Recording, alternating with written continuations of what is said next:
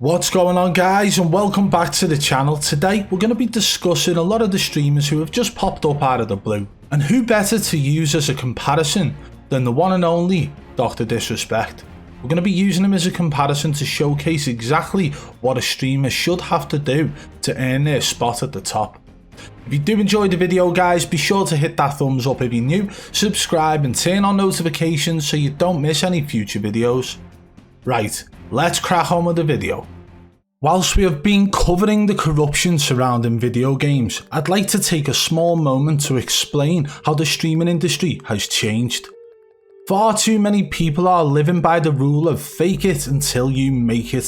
Streamers popping up out of nowhere with no real history in gaming, all of a sudden popping up in tournaments, getting invited to play with the big boys. How? Why? What have these guys done to actually earn their spot at the tippity top?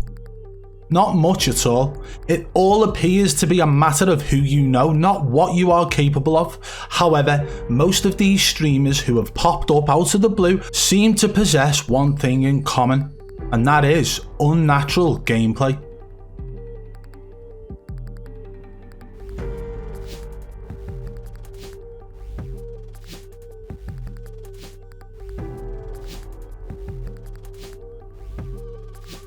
Today we are going to take a look into one of the pioneers in the streaming world, that is Dr. Disrespect. The reason for this is so that the fanboys of these newer streamers can get a little understanding of the effort it should take to get to the tippity top. Speed and momentum, and guess what? We're at the tippity top of the mountain. But we're really only halfway up. Let's do it, baby! Dr. Disrespect's first ever video was posted on January the 11th back in 2010. That's right, 11 years ago. This video contained gameplay of Call of Duty Modern Warfare 2. He then went on to move away from content creation and join the Sledgehammer Games team as their community manager. But in 2015 he decided to move into full-time streaming on Justin TV, which is now known as Twitch TV. Since 2015, Dr. Disrespect has played and dominated multiple titles, including PUBG, H1Z1, Black Ops 4, and more. So his gaming ability seems to cross over to different game titles. But some of these out of the blue godlike streamers who only play Warzone seem to not possess the ability to play other games in the same manner. I have linked the wiki page for Dr. Disrespect in the description below. You should all really go and take a look at what level of hard work and time he put into the streaming world to earn the position he currently holds as one of the pioneers. But hey, we now live in a time where every man and their nan believes they can stream video games and deserve to be paid for it. Streamers try and fail all the time.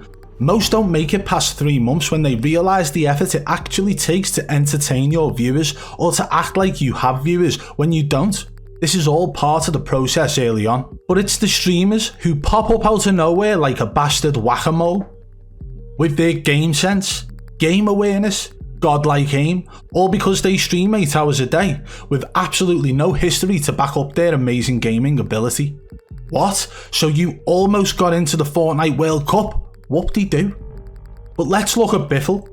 What did he do before Warzone? Nothing. But for some reason he has popped up out of nowhere and been able to compete in tournaments alongside and against some of the biggest names in the Call of Duty streaming world.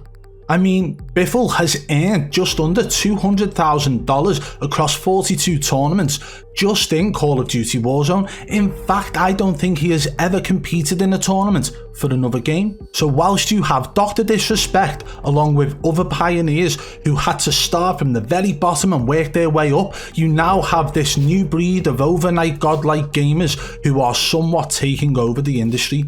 Organisations talking about them, large streamers talking about them, whilst ignoring their lack of recoil on every single gun, whilst ignoring their extremely suspicious aim snaps and locks, whilst ignoring their extremely suspicious callouts. So why would these things be ignored? Ah yes, that's right, because those organisations and other streamers can financially gain from these new godlike streamers, and hey, if it comes out that some of these are in fact cheating, the streamers who teamed with them or organisations who signed them can just play dumb and move on.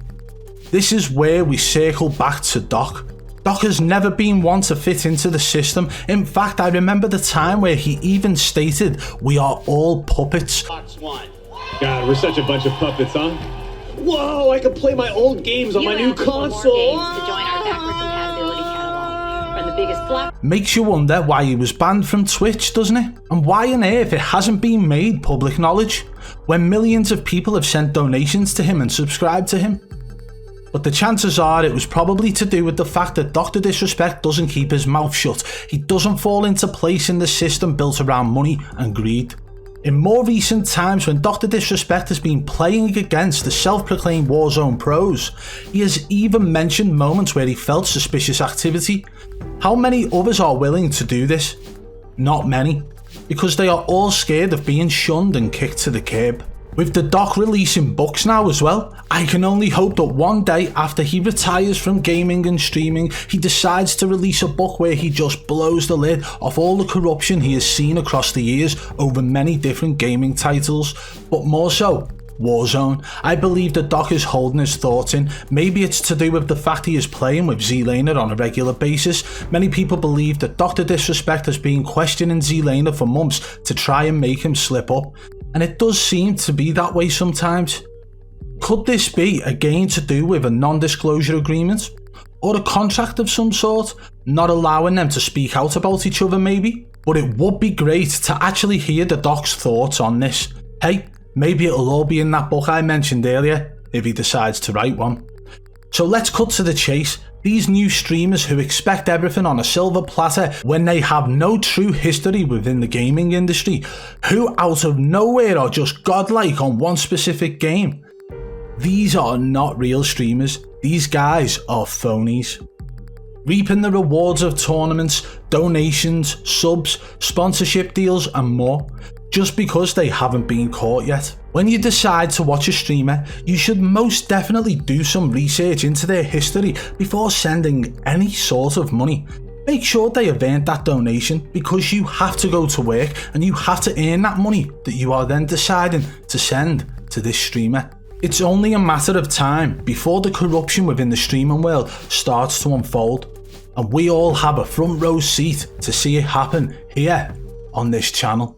Well, there we have it guys, I hope you enjoyed today's video. If you did, hit that thumbs up for me, and why not give the video a share, helps the channel massively. If you're new, subscribe and turn on notifications, because you don't want to miss out on any more of these videos. Until next time, I'll catch you on the flip side. Peace!